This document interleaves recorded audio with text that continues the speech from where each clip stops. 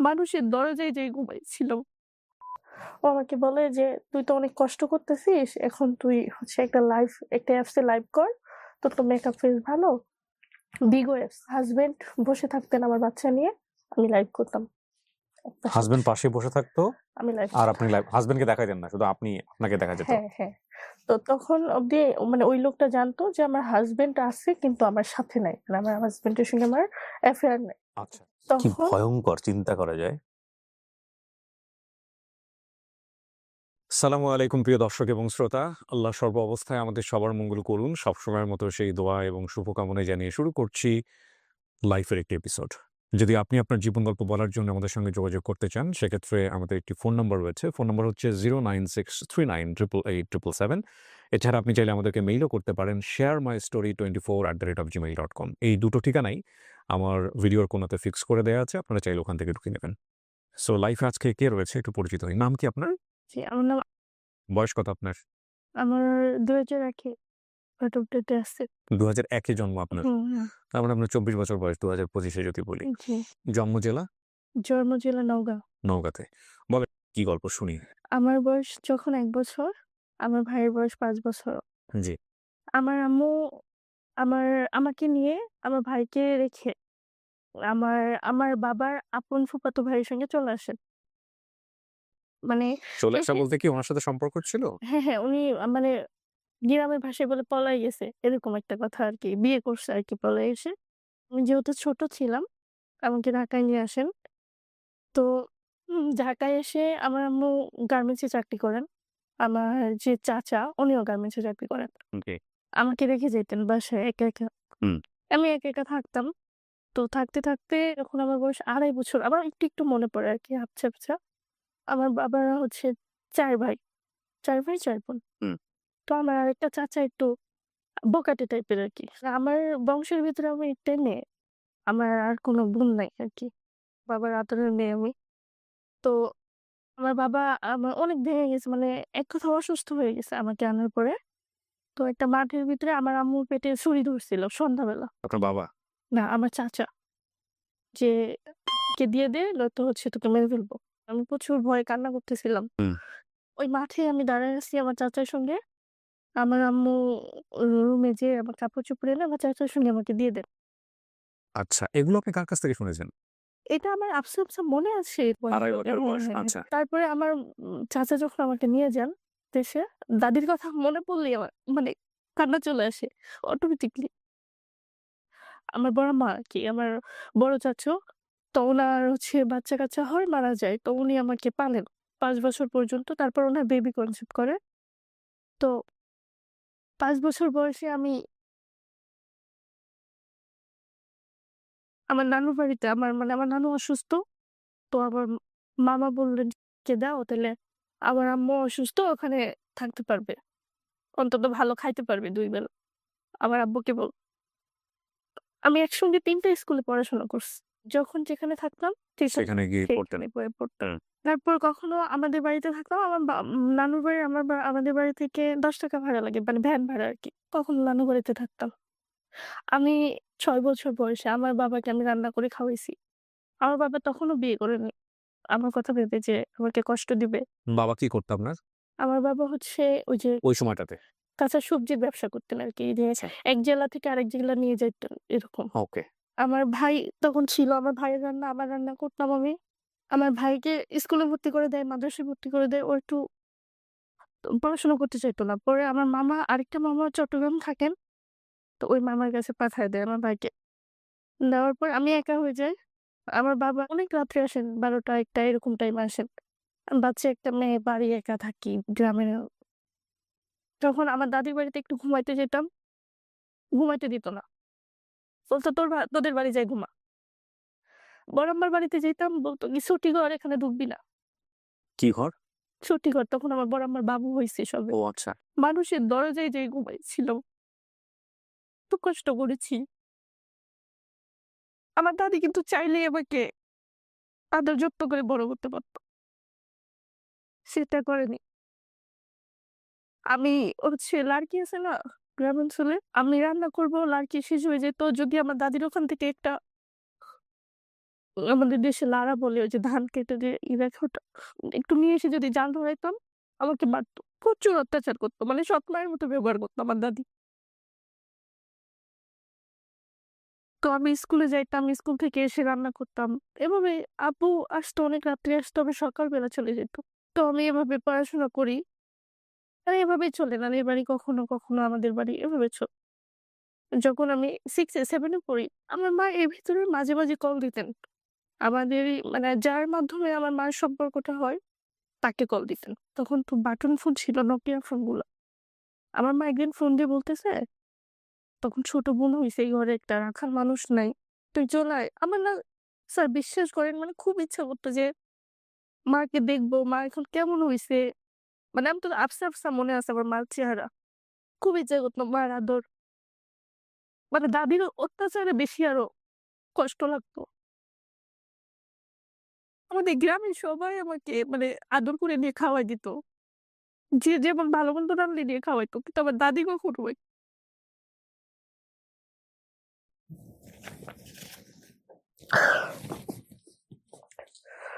তো আমার ওই বোনকে মানে চাচাতো বোন হয় আমার।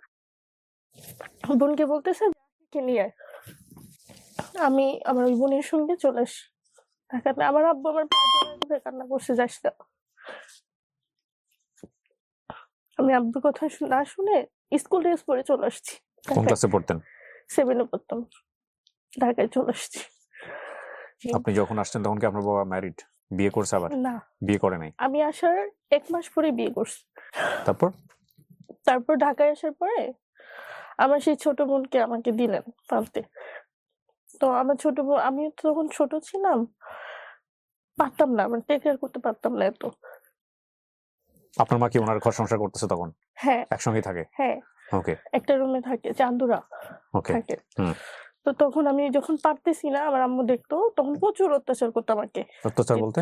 "তোকে নিয়ে আসলাম দেখার জন্য, উনাকে উনাকে দেখতে পারিস না?" মানে মারধর করতো। হুম। তারপরে আমার বোনকে দিয়ে দিলেন আমার খালার কাছে হুম। গ্রামে। দিয়ে আমাকে একটা, তখন আমার বয়স কত? 6 এ পড়ি, 12-13 বছর হবে এরকম। হুম। আমাকে নুডলস ফ্যাক্টরিতে, একটা ফ্যাক্টরিতে নিয়ে দিলেন। লেখাপড়া বন্ধ? বন্ধ। ৳১২০০ স্যালারি পাইতাম আমি। কিছুদিন পর ওইটা বন্ধ হয়ে গেল। আরেকটা ছোট গার্মেন্টস ছিল, গেঞ্জি সেলাই করতো, সেখানে দিলেন।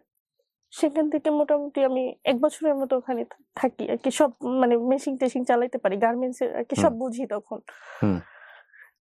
তখন অব্দি আমি স্যালারি পাইতাম, আম্মুকে এনে দিতাম। তো একদিন আমাকে এত বেশি মারে, তো আমি তখন হচ্ছে আমাদের রাস্তার সাথে বাসা তো। আমি বলতেছি আমি মরে যাবো, থাকবো না। গাড়ির নিচে যাবো এরকম আরকি বলতেছি। তখন আমার মা আমার চাচাকে বলতেছে। ফোন দিয়ে বলতেছে, "নিয়ে যা। জঙ্গল আসছে।" মানে বাজে বিহেভ করতেছে আরকি। তখন আমার চাচা বলল কি, আমার ফুপু আবার সিঙ্গাপুর। তো তখন আমার ফুপুর কাছে আমাকে পাঠায় দেন। হুম। আপনি মার কাছে থাকতে পারলেন না তার মানে? না। ওকে। তখন আমার ফুপুর কাছে পাঠায় দেন। আমার ফুপু আমাকে রানা প্লাজার ভাঙছে না ওই বছরটায়। হুম। আমাকে গার্মেন্টস এ দেয়। আমি ওখানে ২ বছরের মতো জব করি। হুম। তো জব করতে, করতে আপনার টিভি দেখতেছি, সিরিয়াল দেখতেছি। তো জিরো চ্যানেলে একটা এড আসছে ডান্সের, ডান্স শেখায় ডান্সের ক্লাবে। তো এড দেখে আমি নাম্বারটা নিই। নিয়ে তাদের সঙ্গে কথা বলি। হুম। তো উনারা জিরো বলতেছে, চ্যানেল মানে বুঝতে পারছেন ডিশের একটা চ্যানেল হ্যাঁ, হ্যাঁ, যেখানে মানে নিজস্ব সিডি। নিজস্ব সিডি গুলো হ্যাঁ, প্লে হ্যাঁ, করে। আপনারা যদি ডিশ দেখার আইডিয়া থাকে তাহলে বুঝতে পারবেন। হ্যাঁ। জি। তো তখন হচ্ছে উনি আমাকে বলেন ভর্তি ফি ৳৫০০, হুম। মাসিক ৳৫০০। হুম। তখন আমি বলতেছি, "ঠিক আছে, আমি বেতন পেয়ে গার্মেন্টস এ জব করি।" বলতেছি বেতন পেয়ে তারপর যাবো আমি। মানে নাচ দেখে আপনার আগ্রহ হয়েছে? হ্যাঁ, আচ্ছা। যে আমি নাচ শিখতে চাই। তখন আমি স্যালারি পেয়ে কথা মতো ১০ তারিখে যাই। যে ডান্স শিখি। এটা ছিল ডিসেম্বর মাসে ছিল থেকে। থাকতেন আপনি কার কাছে?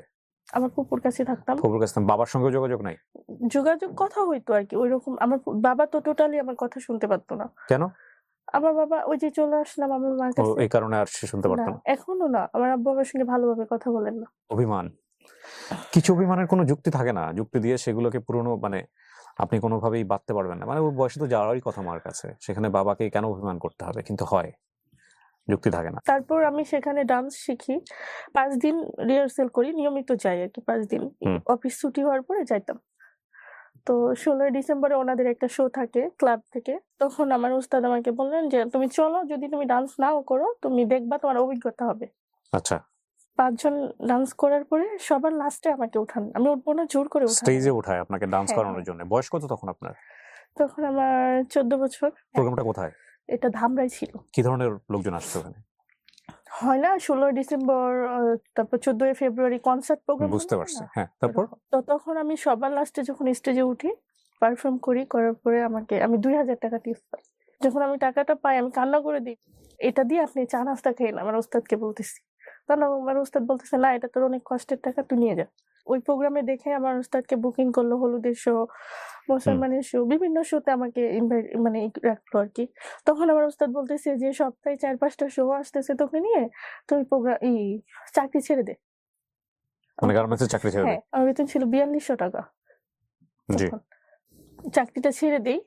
সেই সময় মানে আমি বুঝতাম না আসলে কিভাবে মেকআপ করতে হয়, কিভাবে ড্রেস পড়তে হয়। মানে একটা ফ্রেন্ড হয়ে যাই। তারপর ও আমাকে মেকআপ করায় দিত। দেশের বিভিন্ন জায়গায় শোতে যাইতাম হুম। ওর সঙ্গে, ওর উপর ডিপেন্ড করে। এই শো করতে, করতে তো আমার ওই নাচের জগতেরই আরেকটা ফ্রেন্ড ও আমাকে বলে যে, "একটা গায়ে হলুদের শো আছে, করতে পারবি? দিনের শো।" তো দিনে বলে আমি ডাউট করি গায়ে হলুদ দিনে হয়। হুম। তো আমারও তখন প্রোগ্রাম দরকার ছিল। তো আমি বলছি, "ঠিক আছে। যদি তুই রিস্ক নেস তাহলে যাইতে পারি। কোনো প্রবলেম হবে না তো?" ও বলতেছে, "না।" হুম। তখন গেলাম। ওর সঙ্গে যেয়ে দেখি যে হচ্ছে ট্রলারের শো। তো আমি স্টেজে উঠবো না, মানে নৌকায় উঠবো না। প্রচুর তর্কাতর্কি শুরু করে দিই। এত সিনক্রেট করছি যে আশেপাশে সব লোকজন জড়ো হয়ে গেছে। হুম। ওর ছিল প্রচুর পটানোর চেষ্টা করে, বোঝানোর চেষ্টা করে যে, "ওঠেন, কোনো প্রবলেম হবে না। আমরা আছি, আমরা হুম। দেখবো।" হুম। তো এমনভাবে পটাইছে যে আমি উঠে গেলাম। নৌকাতে ওঠার পরে কোনো প্রবলেম হয় নাই। হুম। উনার কথা অনুযায়ী উনি প্রচুর টেক কেয়ার করছে আমাকে। সকাল ১২ টায় গেছি, সন্ধ্যায় ৫ টায় হুম। মানে নামায় দিছে। পেমেন্টটা দেয় নাই। এই মেয়েটা অতিরিক্ত ভাব দেখাইছে, পেমেন্ট দিব না। কে বলেছে এটা? মানে তাদের দল এরা বলছে আরকি। ওকে। তখন আমি বলছি, "পেমেন্ট লাগবে না। আমার প্রচুর ক্লান্ত লাগতেছে। আমি বাসায় যাবো।" তারপর বাসায় যেয়ে উনি আমার নাম্বারটা কিভাবে রাখছে আমি জানি না। তো জি। আমাকে কল দেন, কথা বলেন। তখন আমি ওনাকে প্রচুর গালাগালি করি যে, "আমার পেমেন্টটা দিলেন না, এটা সেটা।" পরের দিন উনি আমাকে ফোন দিয়ে বললেন, "আমি তো আপনাদের এলাকায়। আসেন মিট করি।" ওনার সঙ্গে ফ্যান্টাসিতে ঘুরি আমি সেদিন। জানি না কি হইলো পরের দিনই আমাকে আমাকে বাজে অফার করছে। আমি বলছি, "না, আমি এসব করি না। আমি ঐরকম মেয়ে না।" তো উনি বলতেছে, "আমি তোমাকে বিয়ে করব।"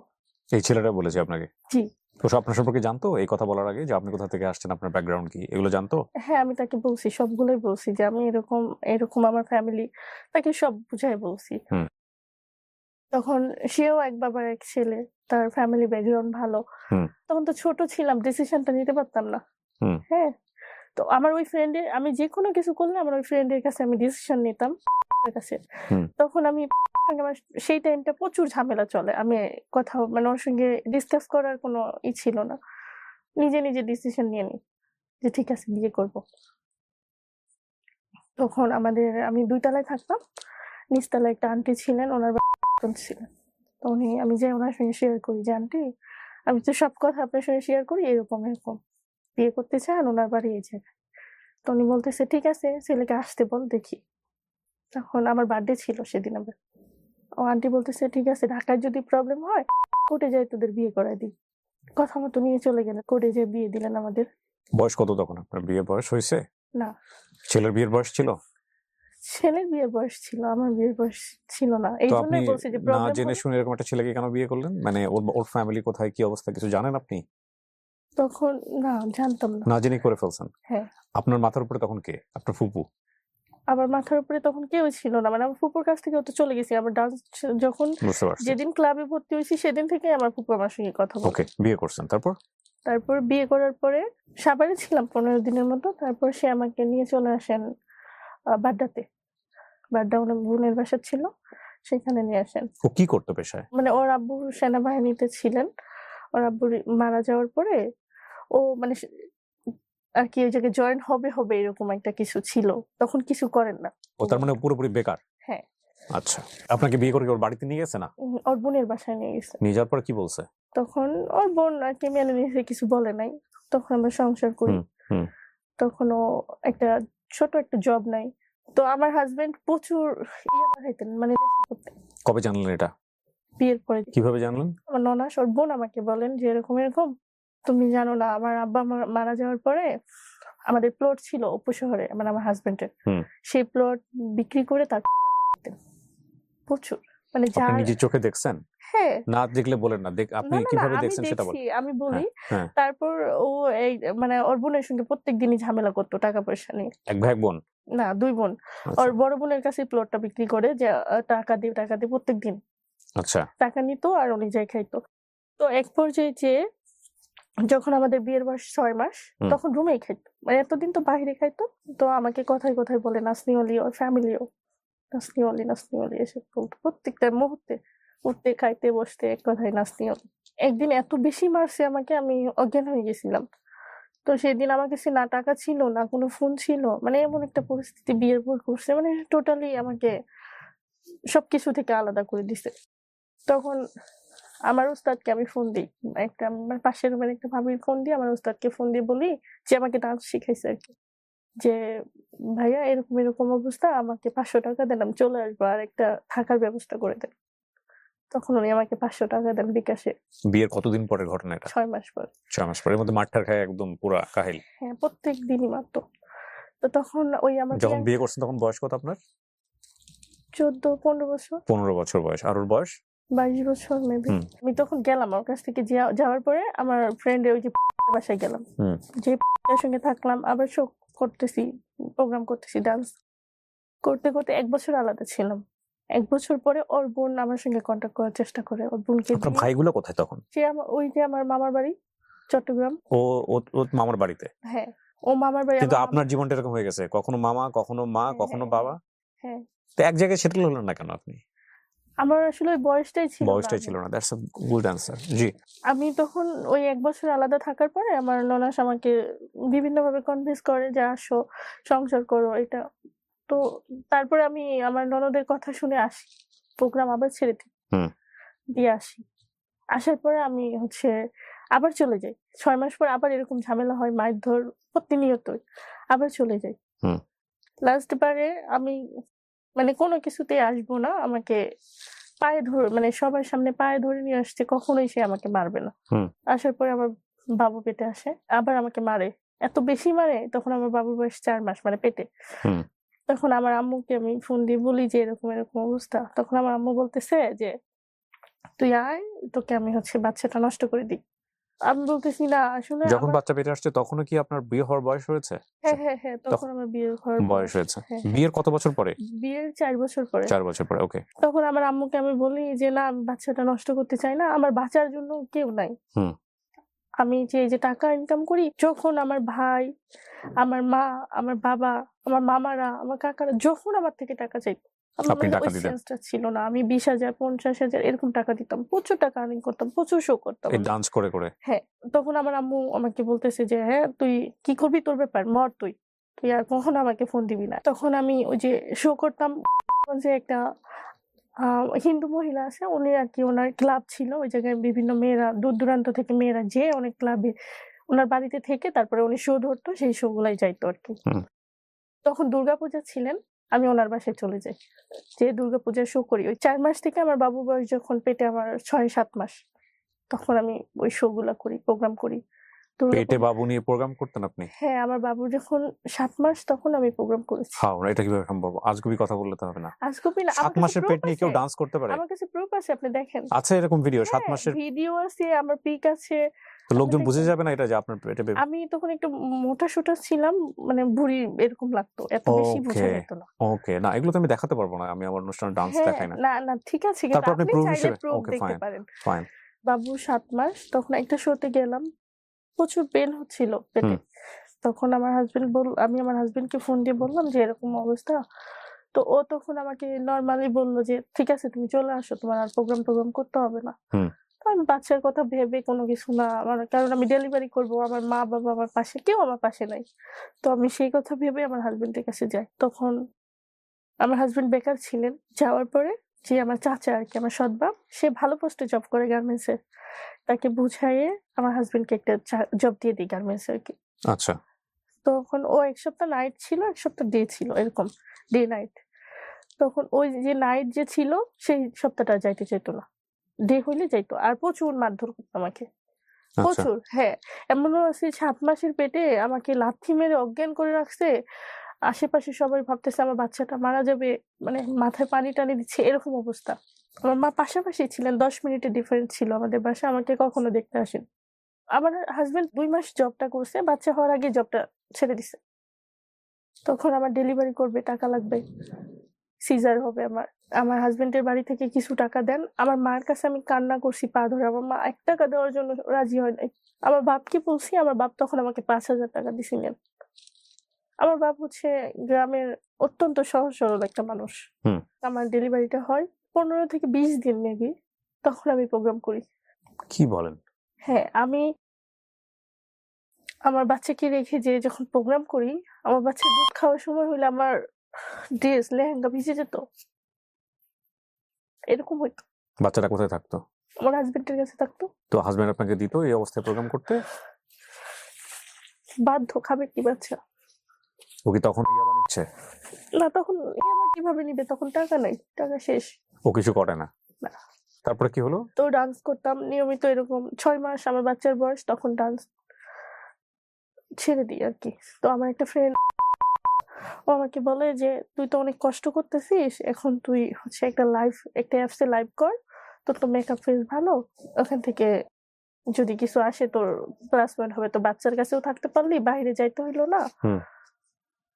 বিগো অ্যাপস। তখন আমি ওর কথা মতো ওই অ্যাপসটা ডাউনলোড করি। ভিগো লাইভ সম্পর্কে আগে জানতেন? ওকে। ওইটা ওইদিনই আমি হচ্ছে ডাউনলোড করি। করার পরে একটা এজেন্সির মাধ্যমে লাইভ করি। এজেন্সি বলতে আমি বিস্তারিত জানতে চাই। ওই অ্যাপসে গেলেই বলে হোস্টিং নিবেন নাকি, মানে বিভিন্ন এজেন্সিরা হচ্ছে বলে হোস্টিং নেন। এজেন্সির লাভ কি আপনাকে হোস্টিং? এজেন্সির লাভ হচ্ছে যে আমার আইডিতে যদি আমাকে কেউ যদি হচ্ছে ২০,০০০ ডায়মন্ড গিফট করে, মানে ওখানকার কয়েন আরকি, ২০,০০০ ডায়মন্ড গিফট করে, তো এটা থেকে ডলার আসবে, ১৯,০০০ টাকা পাবো আমি। আর ওই এজেন্সি পাবে, এখান থেকে এজেন্সিও পাবে। এজেন্সি কেন পাবে?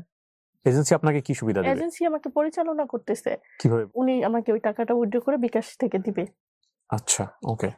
আমার কিছু জানা নাই। ভিগো লাইভ নিয়ে আপনারা নিশ্চয়ই জানেন যে কিছুদিন আগে কিন্তু আমাদের এরকম একজন অভিনেত্রী মারা যাওয়ার পরে এই ভিগো লাইভ অ্যাপটা নিয়ে অত্যন্ত আলোচনা সমালোচনা তৈরি হয়। ওনার লাইফের মধ্যে যেহেতু ভিগো লাইভ ঘটনাটা আছে, সো যে কারণে ওনার কাছ থেকে জানতে চাচ্ছি। হ্যাঁ, তারপরে কি হলো? তারপর ওই বিগো লাইফে একজন আসে, যে আমাকে প্রচুর গিফট করেন।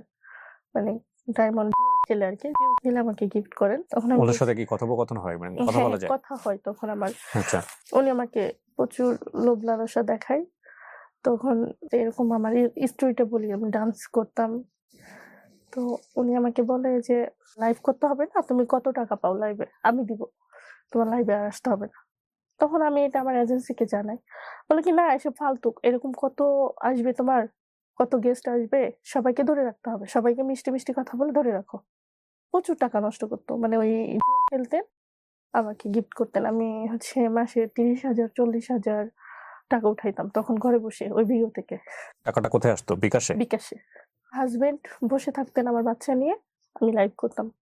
একপাশে হাসব্যান্ড বসে পাশে বসে থাকতো আমি লাইভ আর করতাম। আপনি লাইভ হাসব্যান্ডকে দেখাইতেন না, শুধু আপনাকে দেখা যেত। হ্যাঁ, হ্যাঁ।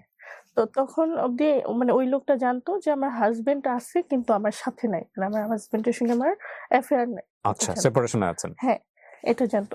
হাসব্যান্ডের কথা বললে তো অবশ্যই আমাকে গিফট করবে না। তখন আমারও মানে একটা ভিতরে কাজ করতো যে আমার বাচ্চা নিয়ে আমাকে ভালো থাকতে হবে।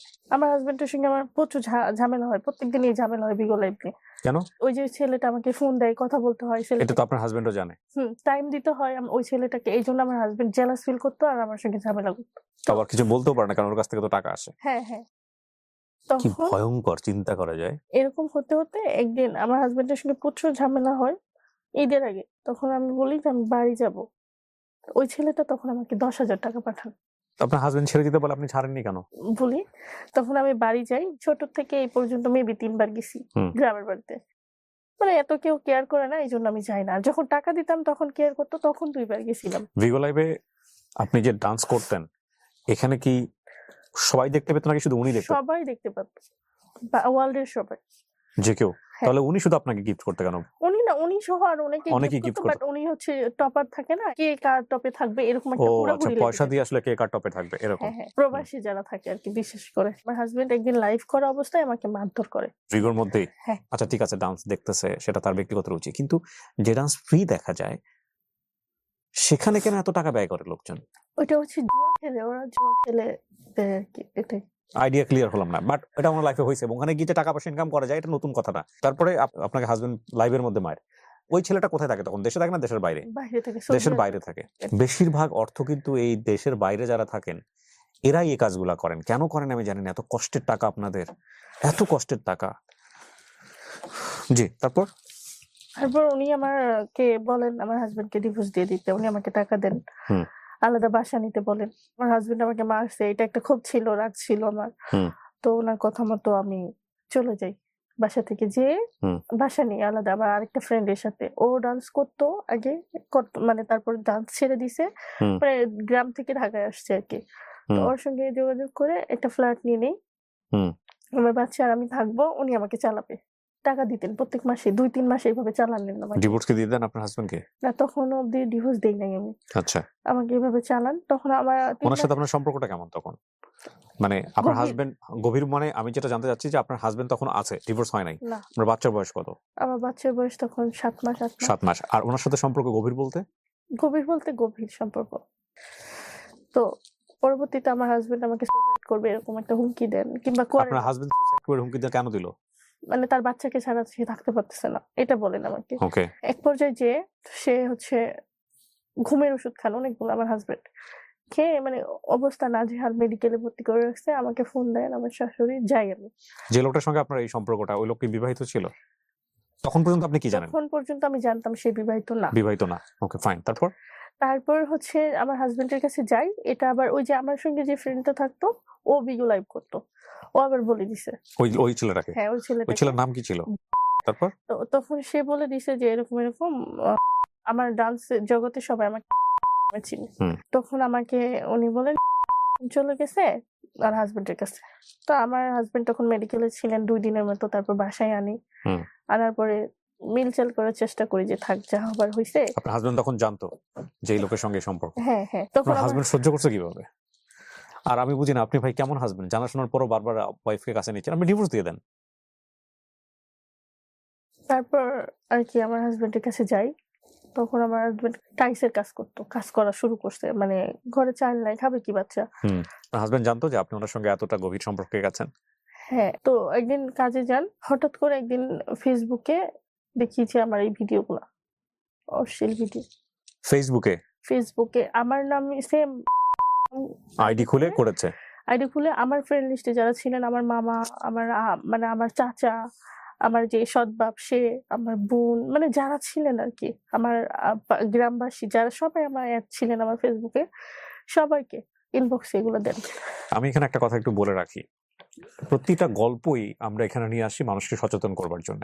ওনার গল্পের আজকের যে প্রেক্ষাপট সেটা আপনারা দেখেছেন এবং একই সাথে ওনার গল্প এখন কোন জায়গায় দাঁড়িয়ে আছে সেটাও আপনারা জানেন। ওনার লাইফে কি হয়েছে সেটাও আমরা যাবো পরবর্তীতে। কিন্তু আমি এখানে একটু সতর্কবার্তা দিতে চাই, বিশেষ করে আমার দর্শক যারা আছেন। এই গল্পেরই কোনো একটা বিশেষ অংশ কেটে নিয়ে, ধরেন আমি ওনাকে প্রশ্ন করছি বা ওনার সাথে সম্পর্কটা কেমন, সামান্য একটা অংশ কেটে নিয়ে আগ পিস করে এই গল্পটাকে যথেষ্ট রকমভাবে বাজেভাবে উপস্থাপন করা সম্ভব। অনেকেই ফেসবুকে গল্পের সামান্য একটা অংশ কেটে নিয়ে খুব পচা পচা থাম্বনাইল দিয়ে সেগুলোকে বিভিন্ন মাধ্যমে ছাড়ছেন। এতে করে আমার তো অবশ্যই, এবং একই সাথে আমাদের যারা দর্শক আছেন তারাও অনেক বেশি মনক্ষুণ্ণ হচ্ছেন। যারা এই কাজটি করছেন তাদেরকে আমি আমার এই ভিডিওর মাধ্যমে সতর্ক করছি, দয়া করে এমন কাজ করবেন না। আমরা অবশ্যই আপনার বিরুদ্ধে আইনানুগ ব্যবস্থা গ্রহণ করব, কারণ একটা বিষয়কে আপনি ভুলভাবে উপস্থাপন করছেন। সো এটা করা যাবে না। এতে করে আমার ক্ষতি হচ্ছে এবং একই সাথে আমাদের অনুষ্ঠানেরও ক্ষতি হচ্ছে। ঠিক আছে? কোনো কথার একেবারে শুরু শেষ পর্যন্ত না শুনে শুধু সামান্য একটু অংশ শুনে আমাদের দেশের মানুষ কিন্তু অনেক বেশি জাজমেন্টাল, অনেক বেশি ওপিনিয়ন দিতে পছন্দ করেন। সো দয়া করে এই কাজটা করবেন না। তাহলে আপনার ওই আইডিটা, এটা কি আপনারই ছিল নাকি ও নিজে বানিয়েছে? নিজে বানিয়েছে। আমার তখন এই সেটা হ্যাঁ, বানিয়ে এখনো আছে আইডিটা। আপনার এই ফুটেজগুলো দিয়েছে? ফুটেজ গুলো দিচ্ছে, ইনবক্সে দিচ্ছে। আসলে এতটুকু মাথায় ছিল না যে উনি এসব স্ক্রিন রেকর্ড কিংবা স্ক্রিন ভিডিও করে এসব রাখবে। তো উনি এটা ওইরকম স্ক্রিন ভিডিও করে রাখেন। তখন আমার হাজবেন্ড এগুলা দেখে আমাকে প্রচুর মারেন, প্রচুর। এর আগে জানতো না হাজবেন্ড? না, আহারে, প্রচুর মারেন। মারবে কি? ওর তো মাথা খারাপ হয়ে যাওয়ার কথা হ্যাঁ। এগুলো দেখার পরে। আপনি ওকে মানে না জানিয়ে আপনি তো প্রচুর মারার পরে আমি তো মারে কি মানে ওই সময়টাতে একটা ছেলের ব্রেন আউট হয়ে যাওয়ার স্বাভাবিক, কারণ তার ওয়াইফ না থাকলে ঠিক আছে ফাইন, কিন্তু এই যেহেতু জিনিসপত্র যখন তার চোখের সামনে পড়ছে, শুধু ছেলে না, একটা মেয়ে হলো কি কি কি ধরনের চিন্তা ভাবনা, কি কি অবস্থা দাঁড়াবে। এবং এগুলা যে আজকে যে এখানে আসলে উনি এভাবে বলছেন, এটা আমাদের সমাজে এখন ভয়ঙ্কর রকম ভাবে এগুলো আসলে আমি এই এই সোশ্যাল মিডিয়া বলেন, এই প্রযুক্তি বলেন, এগুলো যে আমাদেরকে কি পরিমাণে ইনসিকিউর করেছে। এই অনুষ্ঠানগুলোর এই কারণেই প্রচার করা যে আমাদের সবার সাবধান হওয়া উচিত। আমি এই টপিকগুলো না বললে আমি জানি আমি এই শো থেকে যাওয়ার পরে আমার ওই ভিডিওগুলো ভাইরাল হয়ে যাবে। এগুলা নিয়ে আমি জানি। এইজন্যই বললাম। খাইতে হবে বাস্তবে। সে তো আমাকে লোভ লালসা দেখাইছে যে বিয়ে করবে। তখন অবধি সে আপনি আমাকে দোষ স্বীকার করছেন ওই সময়টাতে যে আপনি হ্যাঁ, ভুল হয়েছে হ্যাঁ। এটা? আমার ভুল হইছে। আমার ফেস দেখা যাচ্ছে। আমার দোষ না স্বীকার করে তো ওই কোনো ছেলের উপায় ফেস দেখা গেছে? ওই ছেলে যে হ্যাঁ, ওই ছেলের ফেসও দেখা যাচ্ছে। কত সালের ঘটনা এটা? 22 সালের ঘটনা। আপনি 23 সালে 23 পুলিশের কাছে গেছেন, মামলা না, করেছেন? না, না, কেন যাইনি। করেননি? এখন অব্দি আমার মানে এখন মানে নতুন করে 1 মাস হইছে এগুলা শুরু করতেছে সে যে আমি আপনার জানি হাজবেন্ডের সহযোগিতা নিয়ে আপনার হাজবেন্ড সহ আপনি সহ গিয়ে তো এটা আইনের আশ্রয় নিতে পারতেন, করেন নাই আপনারা। না করি নাই। যদি এরকম কখনো কেউ করে ব্ল্যাকমেইল, বাংলাদেশের আইন অনুসারে পর্নোগ্রাফি অ্যাক্ট এবং একই সাথে সাইবার ক্রাইম অ্যাক্ট অনুসারে আপনারা মামলা করতে পারবেন। কোনোভাবেই এটাকে টলারেট করবেন না। কোনো রকম যদি কেউ কোনো ব্ল্যাকমেইলের ঝুঁকি দেয়, যে মানে বলে যে তো আরো পাবলিশ করব, কোনোভাবেই ভয় পাবেন না, মামলা করেন। এবং মামলা অবশ্যই করবেন। যদি থানাতে মামলা না হয় কোর্টে যাবেন, কোর্টে গিয়ে মামলা করবেন। হ্যাঁ, জি। তো আমার পরিস্থিতিটা তখন এরকম ছিল প্রত্যেকটা মানুষ আমাকে ফোন দিয়ে বলে আমার ইভেন আমার নিজের ভাই ফোন দিয়ে বলে যে এসব কি। তখন আমি আসলে অনেকবার গেছি। তখন আমার হাজবেন্ডের সঙ্গে থাকা অবস্থায় গলায় দিয়েছি ও ওই তখনও আমাকে মারে যে তুই কেন করতে যাবি কিংবা এরকম কিছু। আমার হাজবেন্ড আমাকে প্রচুর ভালোবাসে কিন্তু আসলে নেশা করতেন তো এই জন্য এরকম প্রত্যেকটা খোটা শুনতে হচ্ছে আমার দোষ আমি করছি আমাকে মানে সব প্রতিনিয়তই দেখছোস মানে গেছোস এটা দেখাইছোস মানে এরকম খোটা দিচ্ছে আমাকে। আমি আমার হাজবেন্ডের কাছ থেকে চলে যাই। ওই যে বললাম না আমার যে একজন শো করায় বাসায় মেয়ে রেখে তখন আমার বাচ্চার বয়স 10 মাস এরকম। তখন আমার জামাই আমাকে প্রচুর ভালোবাসতেন। বিভিন্ন জায়গায় মানে যেই জায়গায় আমি যেতে পারি পরিচিত সব জায়গায় গেছেন সে আমাকে খোঁজার জন্য। আমি টোটালি সিম টিম অফ করে মানে আমি চাচ্ছিলাম যে হয়তোবা মরে যাবো নয়তোবা এমন কোথাও যাবো কেউ যেন আমাকে না পায়। তো সেখানে যেয়ে আমি একটা শো করার পর আমার হাজবেন্ডকে ডিভোর্স দিই। কোর্টের থেকে ডিভোর্স দিয়ে দেওয়ার পরে বাচ্চাকে নিয়ে মানে বাড়ির ভিতরে অপরিচিত একটা জায়গায় গোপন যেখানে আমি চলে আসি। আসার পরে আমার বাচ্চাকে মানুষের কাছে রেখে গার্মেন্টসে চাকরি নিই। এগুলো সব ছেড়ে ছুটে দিয়ে টোটালি মানে যাতে আমাকে কেউ কোথাও না পায়। তখন কি সম্পর্ক আপনার তো তখন আমার লাইফটা অলরেডি হেল্প করে দিচ্ছে। সাথে কমিউনিকেশন আছে তখন মানে আপনার? কারোর সঙ্গে না আমার হাজবেন্ডের সঙ্গেও না সঙ্গেও না। তারপর আমি এখন গার্মেন্টসে চাকরি করি। এখন মানে আমাকে কোনোভাবে কনভিন্স করতে মানে পারতেছে না আমার মাকে। আমার মার নাম্বার ওর কাছে আছে। আমার মাকে ফোন দেন দিয়ে বিভিন্নভাবে ট্রেড করেন যে এগুলো আরো পাবলিক করবে আরো ছাড়বে। আপনার মার নাম্বার পেলো কিভাবে? গভীর সম্পর্ক ছিল সেখান থেকেই দেওয়া সবকিছু শেয়ার করছে সবকিছু। হ্যাঁ আমার মা আমাকে ফোন দিয়ে প্রতিনিয়তই বকে যে এরকম। তো এখন ইদারিং যা করতেছে যে হচ্ছে আমার যাদের সঙ্গে শো করছি মানে প্রোগ্রাম করছি বিভিন্ন অ্যারেঞ্জার তাদের সঙ্গে তো একটা ডান্স প্রোগ্রামে গেলে সেলফি তো তুলে ফেসবুকে ছাড়ে যে আমরা প্রোগ্রামে আসছি। তো ওই যে অশ্লীল পিক গুলা পাশাপাশি দাঁড়ায় মানে সেলফি উঠাইছি ওই মাঝখানে অশ্লীল পিক দিয়ে ছাড়তেছে ওই আইডি। এই ছেলের যে কাজটা করছে আপনি নিশ্চিত ওই করতেছে? হ্যাঁ। ওর বাড়ি কোথায় আপনি জানেন? হ্যাঁ। ওর বাবা মায়ের ঠিকানা জানেন? না ওর বাবা মার ঠিকানা জানি না কিন্তু ওর বাড়ি কোথায় কোন থানাতে বাড়ি এগুলো বের করতে পারছেন আপনি? এইটার হচ্ছে আপনি অবশ্যই আইনানুগ ব্যবস্থা গ্রহণ করতে পারবেন। এটা তো বাংলাদেশের আইনেই আছে। এটা ব্ল্যাকমেইল করার কোনো সুযোগ নাই। আপনি উনি যদি বাংলাদেশে নাও আসে, আপনি ওনার পরিবারের নাম বা সমস্ত কিছু মেনশন করে আপনি থানায় যান, অন্তত একটা জিডি করেন, আপনি আইনানুগ ব্যবস্থা গ্রহণ করেন। সারা জীবন ব্ল্যাকমেইল করবে। হ্যাঁ তো এখন ওদেরকে ব্ল্যাকমেইল করতেছে আমার সঙ্গে কন্টাক্ট করে দিতে বলতেছে ওরা। মানে ওনার সঙ্গে যারা ছবি তুলেছে তারাও এখন বিপদে আছে। তো এখন ওরা ওই যে স্ক্রিনশট আছে আমার কাছে ওরা আমাকে বিভিন্ন ভাবে মানে এক কথাই রাগারাগি করতেছে আমার সঙ্গে। এটা এই রিসেন্টলি ঘটনা। তো আপনার চলে কিভাবে এখন? গার্মেন্টসে জব করি। সাবেক স্বামী মানে এখন তার স্বামী নেই, আপনি ডিভোর্স দিয়ে দিয়েছেন। কত বছর আগে দিয়েছেন? 2 বছর হয়ে গেছে। উনি আর যোগাযোগ করে আপনার সঙ্গে? বাচ্চার সঙ্গে কথা বলে। আপনাকে চায় না? চাই মানে আমি চাচ্ছি না কারণ গেলে আবার ওই প্রতিনিয়তই খোটা শুনতে হবে। আপনি তাকে মন থেকে ভালোবাসেন আপনার হাজবেন্ডকে? অবশ্যই। সবচেয়ে বড় ক্ষতিটা তো এটাই করছেন। একটা কথা বলি, বলে অনুষ্ঠানটা শেষ করব। সংসারে হাজবেন্ডের সঙ্গে অশান্তিতে আছেন, সংসারে ওয়াইফের সঙ্গে অশান্তিতে আছেন, সেই অশান্তির লাঘবের জন্য যদি থার্ড পার্টি কাউকে আশ্রয় দেন, আপনি যদি মনে করেন এতে আপনি শান্তিতে থাকবেন, আপনার চেয়ে বোকার পৃথিবীতে কেউ নাই। থার্ড পার্টি যদি আপনার ফার্স্ট পার্টি হয়, তাহলে আপনি বর্তমানে যার সঙ্গে আছেন তাকে বাদ দেন আগে, বাদ দিয়ে তারপর তার কাছে আপনি যান। এক্সিস্টিং একটা জায়গায় থাকার পরে আপনি সাইডে আরেকজনকে রেখে যদি মনে করেন যে আপনি শান্তিতে থাকবেন, আপনার সেই শান্তি হয়তো বা কিছুদিনের জন্য হয়তো শান্তিকর মনে হবে, but you don't know the result কতটা ভয়ানক হইতে পারে এটা আপনি বুঝবেন কিছুদিন পরে। ঠিক আছে, সো যারা এসবের মধ্যে আছেন তারা সিদ্ধান্ত নেন। এক হচ্ছে আপনি আপনার হাজবেন্ডের থেকে বা ওয়াইফ থেকে বের হয়ে যান, যে আপনি সংসারে ভালো লাগছে না, সে বের হয়ে যাওয়ার রাইট আপনার আছে। তারপরে আপনি যা করেন আপনার লাইফ নিয়ে করেন। কিন্তু থাকা অবস্থায় আপনি একজন, যেটাকে চিট বলি আমরা, থাকা অবস্থায় আপনি এই যে জিনিসগুলো করছেন, কি ভয়ঙ্কর, কি ভয়ঙ্কর। আমি তো আপনার হাজবেন্ডকে বলবো যে খুব ভালো মানুষ, শোনেন কিছু মনে করেন না, হ্যাঁ, এরকম জিনিস ধরা পড়ে।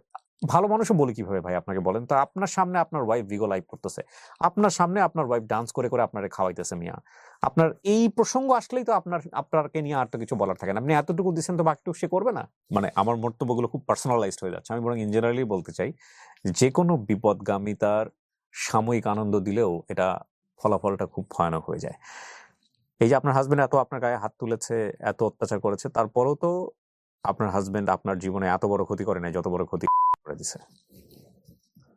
এটা আমার হাজবেন্ড বলে, প্রতিনিয়তই বলে যে আমি তো পারলাম না, এটা বলে, এখনো বলে। সবচেয়ে বড় ক্ষতিটা কার হয়েছে বলেন তো? আমার বাচ্চা আর আমার বাচ্চার ফেসটাও তো আসছে। ওই ভিডিওগুলোতে আপনার বাচ্চার ফেসও আছে। মানে ওই ভিডিও কলে যখন ছিল, বাচ্চাটা তো অল্প বয়স, বাচ্চাটা হয়তো আশেপাশে দিয়ে ঘুরে বেরিয়েছে, এবং ওই ভিডিও কল যখন রেকর্ড করেছে এই ভদ্রলোক তো অবশ্যই না, সে যে রেকর্ড করেছে এবং সেই রেকর্ডের মধ্যেই বাচ্চার ছবিটা চলে আসছে। কত বড় ক্রাইম আপনি চিন্তা করে দেখেন, যে একটা বাচ্চা দুনিয়াতে বড় হওয়ার আগেই তাকে সামাজিকভাবে কতটুকু ভয়ঙ্কর হতে পারে একটা মানুষের মানসিকতা। আচ্ছা ভাই, আপনি তো এই ভিডিওটা দেখবেন, আমি ধরে নিলাম যার সঙ্গে আপনি এই সম্পর্কটা করছেন সে সবচেয়ে পৃথিবীর নিকৃষ্টতম মানুষ। আমি আপনার পক্ষ থেকে একটা কথা বলি, সবচেয়ে নিকৃষ্টতম মানুষ। কিন্তু এই ভিডিওগুলো যখন আপনি ওর আইডিটা নিয়ে বা ওর আইডিটা বানিয়ে যখন আপনি ছেড়েছেন, আপনি আসলে এটা কি প্রমাণ করলেন? আপনি এটা দিয়ে প্রমাণ করতে চাইলেন যে ও পৃথিবীর সবচেয়ে বড় খারাপ মানুষ? ওর থেকেও কয়েকশো গুণ খারাপ মানুষ হচ্ছেন আপনি। আপনার চেহারাগুলো ওখানে দেখা যাচ্ছে, এবং নট অনলি দ্যাট, ওর যে ছোট বাচ্চাটা, সেই ছোট বাচ্চাটাও কিন্তু এই স্ক্রিনশটগুলোর মধ্যে আছে, এই স্ক্রিন রেকর্ডিং ভিডিওগুলোর মধ্যে আছে। মানে মাথায় কি বিন্দুমাত্র সেন্সটুকু কাজ করে না যে একে তো পাপ, আর দ্বিতীয়ত আমি এই পাপের সাক্ষীগুলো রেখে যাচ্ছি? মানে এই বাচ্চাটার কি অপরাধ ছিল? সামাজিকভাবে এই বাচ্চাটা যখন বড় হবে, এগুলো তো কখনো যাবে না ইন্টারনেট থেকে, তখন এই বাচ্চাটার কাছে মা কি জবাব দিবে, বাপ কি জবাব দিবে? বংশানুক্রমে, মানে জেনারেশন বাই জেনারেশন, এই আপনাদের দুজনের ভুলগুলো তারা ক্যারি করে যাবে। আপনি গল্পটা কেন বললেন বলেন তো?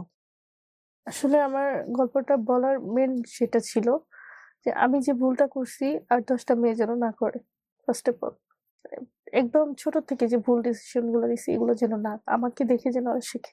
সংসার করতে পারছেন না এরকম অনেকেই আছেন, আমাদের সমাজে আছেন। সংসার থেকে বের হয়ে যাওয়া কোনো অপরাধ নয়। সংসার থেকে বের হয়ে যেতে হলে বের হয়ে যাবো আমরা।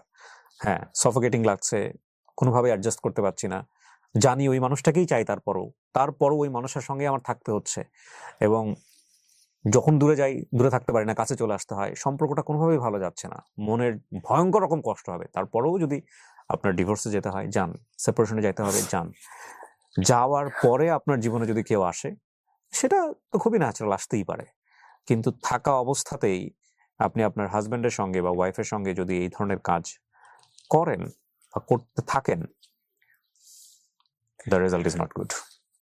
আল্লাহ আমাদের সবাইকে মাফ করুক। আমি আপনাকে ধন্যবাদ জানাই যে আপনি সৎ সাহস নিয়ে আজকে এটা এখানে এসে বলেছেন। আমরা যতটুকু পারি প্রেসাইজ করে আমরা গল্পটা এখানে প্রচার করলাম, এবং আপনার এই ভুল থেকে হাজার মানুষ হয়তোবা শিখবে। আসলেই কি শিখবে, এটা হচ্ছে কথা। আপনার বয়স তো অনেক অল্প, আপনি এখন গার্মেন্টস করে আপনি হলো আপনার সন্তানের সঙ্গে আছেন, ঠিক আছে, আপনার রিয়েলাইজেশন আছে, আপনি হয়তো একটা সময় কাটিয়ে উঠতে পারবেন। তবে একটা কথা বলি, আজকে যে ওর যে ভুলটা হয়েছে, এই ভুলের পেছনে কিন্তু ওনার একটা ব্যাকগ্রাউন্ড আছে। ওর লাইফে কোনো মেন্টর ছিল না, বাট মেন্টর থাকার পরেও যে মানুষের জীবনে এত বড় ভুল হয় না এটা কিন্তু না। মেন্টর থাকার পরেও ভুল হয়, সাপোর্ট দেওয়ার পরেও ভুল হয়, অতিরিক্ত শাসন করে সুন্দরভাবে বড় করার পরেও ভুল হয়। এই যে আমি এত কথা বলে যাচ্ছি, এমনও হতে পারে দেখো আমার জীবনে হয়তো এর চেয়েও বড় ভুল আছে। ভুল আমাদের সবারই হয়, কিন্তু এই ভুল থেকে আমরা কি শিখবো সেটাই হচ্ছে ফ্যাক্ট। একজনের ভুল থেকে আমরা অন্তত এতটুকু শিখতে চাই যে আল্লাহ এত বড় ভুল যাতে আমি কখনো না করি। এবং সবসময় এই প্রার্থনাটুকু যেন থাকে যে উনি যেভাবে করেছেন, ওনাকে আঙ্গুল তোলা আমাদের উদ্দেশ্য নয়, ওনাকে জাজমেন্ট করাটা আমাদের উদ্দেশ্য নয়। আমরা যাতে এই ভুলটা এড়িয়ে চলতে পারি। সো আমার এই ভিডিও দেখে আমি যেই ভদ্রলোক এইসব কাজ করছেন তাকেও বিরত থাকতে বলবো যে ভাই আজকে থেকে শেষ করেন, আর আগায়েন না। প্রত্যেকটা মানুষেরই সুন্দরভাবে বাঁচার রাইট আছে। সুন্দরভাবে বাঁচার রাইট নিয়ে তাকে থাকতে দেন, বাঁচতে দেন। আমরাও চেষ্টা করি ভালোভাবে বাঁচার জন্য। অন্তত এই পথগুলোতে যেন আমাদের কখনো ভুলেও যাতে না যাওয়া হয়। শেষ করছি আজকের মতো। ভালো থাকুন প্রিয় দর্শক এবং শ্রোতা। আসসালামু আলাইকুম।